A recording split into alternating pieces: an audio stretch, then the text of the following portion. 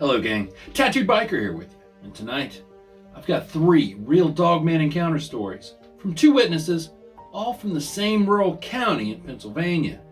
That is, frankly, shaping up to be a real Dogman hotspot. Now be warned, every single one of the following encounters involves a violent confrontation with this dangerous cryptid. So viewer discretion advised. Now, if you're still in after that warning, better grab your gear and then let's ride to Dogman country.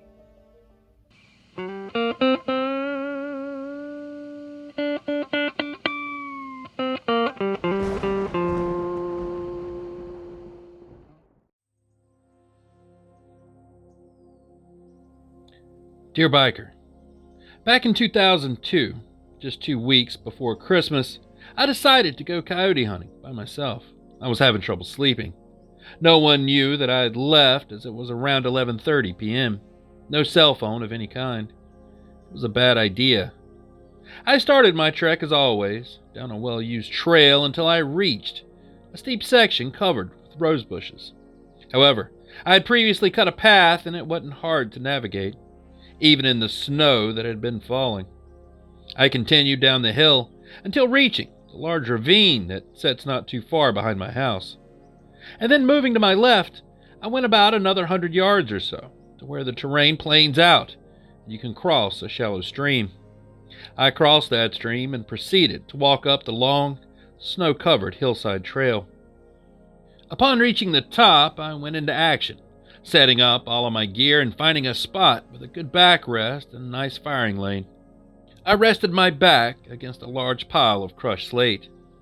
My shotgun leveled across my knees, I quietly sat there, getting colder and colder as more snow covered by the minute. After 45 minutes to an hour, I decided to give it up, pack everything up, and that's when things got scary. I grabbed my red-filtered, 1 mil candle-powered field light, and when I turned it on, I saw it, about 10 feet away, nose to the ground in my direction, down on all fours. The light coming on didn't even startle or faze this creature. It's like it knew right where I was, and knew the light would be on it at any second. It then took a step towards me, and then raised up on 2 legs. It didn't creak or crack when standing up. The only noise that I could note was a low, deep-sounding pop in the ribs and sternum area. It reached out and puffed its chest as if it wasn't already big enough. I would have to say that this was at least 7 to 8 feet tall, with 5-finger hands and 2-inch claws. This Dogman, or whatever, never did open its mouth, so I can't comment on its teeth. It took a step towards me as I had my shotgun already leveled. I fired a shot that hit it in the right mid-upper portion of its rib cage. Now mind you that hitting something this close with a 12-gauge shotgun usually causes a major hole, and nothing could walk away from it. I was using number 2 shot, and the wad would barely open by the time it hit the creature. The shot let loose a mist of blood in the red-tinged light of the spotting lamp. This thing lets out a loud yelp, then tucked its ears and ran to my right. It made it out of the light circle in 2 strides. I fired 2 more times at it, but it was much too quick and I missed. I jumped up and started walking in the direction that it ran, forgetting momentarily to reload my shotgun. I walked for about 10 feet and found a large pool of blood, and then walked a few more and found less. This process repeated until I was around 30 feet from where I initially started, and there wasn't no blood to be found, only footprints. It's as if this thing could quickly regenerate, or something to heal itself from such a massive wound. I stopped and realized how stupid I was for going after this thing after it just got wounded. I didn't know if there had been any more of these things in the area, or if they hunted in packs. I just thought that I had encountered a real-life werewolf. I then trudged home in the night with a surely wounded, God knows what, potentially circling me the whole way as I went. I took my time getting back, and it took me 2 hours to walk what normally took 20 to 30 minutes. I finally made it back home, went to bed, and never spoke of that night again until 2019. I hardly hunt anymore due to health problems, but even if I was healthy, going back out there, you would always be looking over your shoulder. However, I'm looking around about getting a group of professional cryptid researchers to come out and take a look. Thanks for reading. Signed, James. Quick narrator's note here. This incident occurred in Greene County, Pennsylvania. I was really impressed with James' description of the incident. I believe, and maybe James does as well, that this particular creature may have appeared suddenly before him and then vanished by some supernatural means. Tracking it should have been, well, fairly easy since there was 4 to 5 inches of new snow. In a follow-up email, he described the creature as 7 to 8 foot in height. It had a somewhat short snout with a heavy brow ridge and oval eyes. The ears were set high and pointed. It also had human-like hands with long curled talons. Since it was night, he couldn't distinguish the actual color of the fur. I truly believe his account, and have included his second encounter coming up next.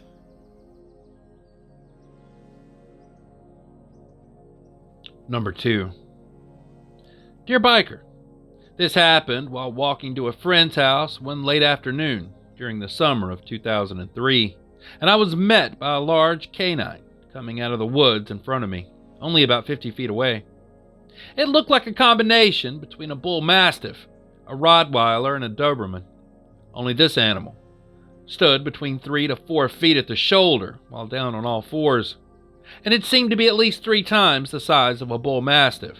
It was a very solid-looking animal. I watched as it covered that 50 feet in less than 5 seconds, and then it was on me. It got right up to me and lunged forward to attack, using only its mouth. I had no weapons on me, or any good defensive alternatives, so I did the only thing that popped into my mind. I turned my body to the right and ran my arm as deep down its thing's throat as it could go, which was a few inches past my elbow. It must have been a juvenile, as it was inexperienced and its teeth weren't extremely sharp yet. I barely got a scratch. After jamming my arm down this thing's gullet, I then grabbed it around the neck with my free right arm and began to try and choke it with all my strength. I squeezed for a good 2 to 3 minutes, and the tension in its body relaxed, and I slowly stood up and shook the gook off my arm. Talk about the smell of death. It only took a minute or so for the creature to get back up on all fours. It stood there, gagging for a minute, and then it locked eyes with me. It gave me this look of, "You bastard." And then it suddenly turned and ran off back into the woods. Both of its front feet were actually like human hands, as it had 5-digited fingers, although the claw-like nail at the end was less than 2 inches. I didn't get a good look at its back feet, but it had the most golden yellow eyes I've ever seen. Again, this event took place at nearly dusk, so I couldn't make out the colors very well, other than it was dark. Maybe not jet black, but a very deep brown coloration. If I had to guess, I would say that it was 6.5 feet long snout to the base of its tail, and this one had a longer tail, about 2.5 feet long. Also, it felt like maybe it weighed 200 pounds. It might have been heavier than that, but I was once again lucky. I was pretty strong in my younger days and was able to stalemate its attack. People have a tendency to think you're crazy if you tell them that you defeated a Dogman in hand-to-hand combat.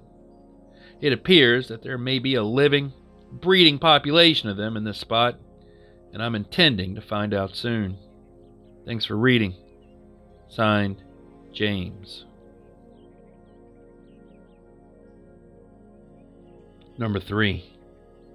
Dear Tattooed Biker, when I was a boy, my mom and I lived with my grandfather, who had a farmhouse in a rural location in southwestern Pennsylvania. My grandfather was a handyman who also worked a small blacksmith shop in his old barn. My grandmother had died before I was born, and my father had also passed away while serving overseas in the U.S. Army. Beginning in the summer of 1956, we noticed strange howling sounds coming from the woods that surrounded the property. The activity came at night and was very frightening when the howling came up close. The sounds didn't seem to bother my grandfather, though. My mom and I were shaken when it would begin, The sounds continued, off and on, for about a year, but we never noticed any animals. My grandfather and I would hunt for deer and squirrel in the woods during the colder months, but we never saw signs of unusual animal activity. And then, one late afternoon, in the spring of 1957, I was helping my grandfather in his shop when I noticed something moving around the edge of the woods, near an area where my grandfather had a few junk cars and other items. It was about 200 feet from us, but I clearly noticed someone or something moving around down there. I told my grandfather to look. He walked to the door, lit his pipe, and said nothing. After a minute or two, he turned around and just got back to work. About that time, this thing moved into the woods and disappeared. I couldn't judge how big it was, but it sort of reminded me of a magazine picture I'd seen of a large ape that was said to inhabit the Asian jungles. Later that evening, I told my mom what I'd seen. She was shocked because she knew that I wouldn't lie to her, and that the howling sounds had been a lot closer lately. I told her of my grandfather's response when I pointed it out to him, and she immediately stood up and walked into the living room in order to ask him what it was. He started to shake his head slowly and said that he was hoping that we wouldn't see it because he was worried that we would be scared and leave him. After assuring him that we'd never leave him, my mom again insisted that he tell us what this creature was. He looked away, took a deep breath, and said, "They call it a dark walker," and said they had lived in these woods for many years. He said the natives called it stone spirit, and that they thought it was an evil spirit that only appeared when someone was about to die. The last time that he had seen it was the night before my grandmother died. My mom was skeptical of this harbinger of death angle, but she sensed that there was something unnatural going on. The howling continued each night, though we hadn't seen any signs of the dark walker. One warm evening, we were sitting on the back porch, and there were a few howls, but they seemed to be coming from pretty far away. We were just listening to the radio when all at once, my grandfather stood up and looked out towards the barn. He turned to me and said, "John, go get my pistol and ammo. Hurry now." I ran into the sitting room and grabbed the .455 Wembley revolver and a handful of bullets from the old steamer trunk. I handed it over to him, and I watched him load that gun. He then picked up a hatchet and slid it into his belt. And he says, "Now both of you, get into the house now." We were in the kitchen, looking through the screen door, and we watched my grandfather walk slowly towards the barn. We saw him turn and walk out of sight into the dark. I decided to grab my shotgun and keep it nearby. After a minute or so, we heard 3 gunshots and a blood-curdling scream emanate from the woods near the barn. And then it suddenly stopped, and there was complete quiet. We were frozen and wondering if we should go look for my grandfather. A few seconds later, we hear him yell, "Stay in the house until I come back." I heard the pickup truck start up, and I looked out the storage room window and saw him drive to the back of the barn and park. Several minutes later, he backed up and drove by the side of the house and out onto the road. When he did, I could see that there was something in the back covered up with a tarp. It was getting late, so my mom told me to go to bed.